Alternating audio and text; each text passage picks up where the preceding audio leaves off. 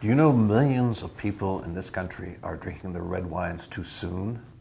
They aren't waiting for it to open up, for the nuances and the flavors and aromas to come together. I'm Jim Hammond. I'm here to end the madness. To do that, I'd like to show you the steps to determine if your red wine has opened enough.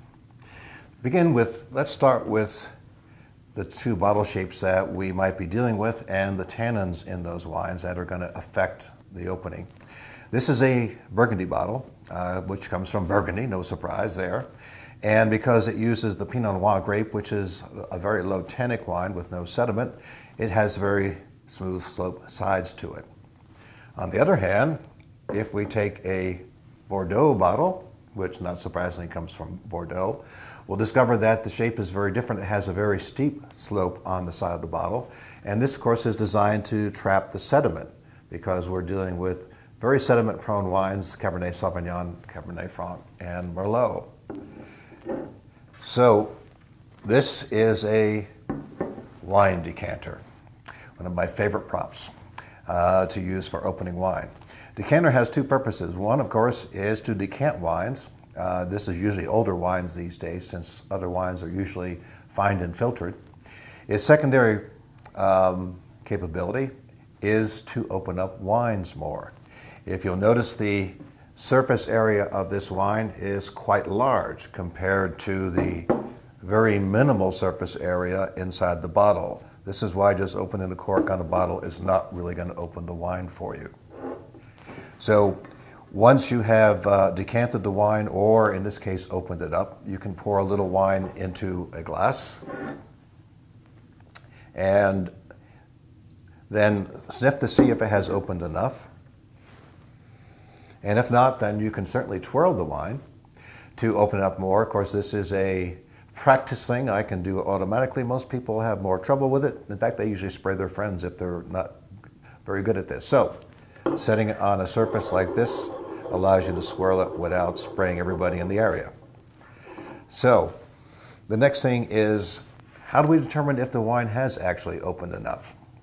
Well, at a wine judging event, which I've done a number of times, we allow the wines to open, the red wines, 3 hours before we try them. Think about that, 3 hours. When's the last time you waited 3 hours for your wine to open? That's what I thought, never. Well, here's the thing. You're also missing some of the great qualities of that wine by opening it up too soon and consuming it too soon. Some people prefer the wines tightly wound, in other words, right out of the bottle, with real intense flavors and tannins.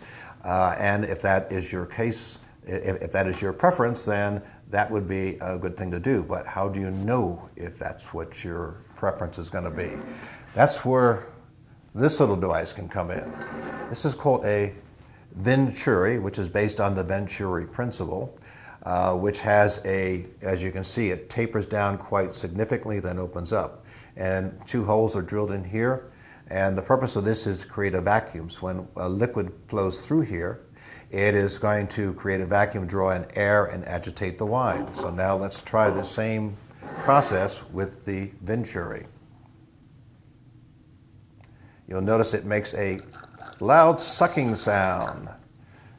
You can amaze your friends with that.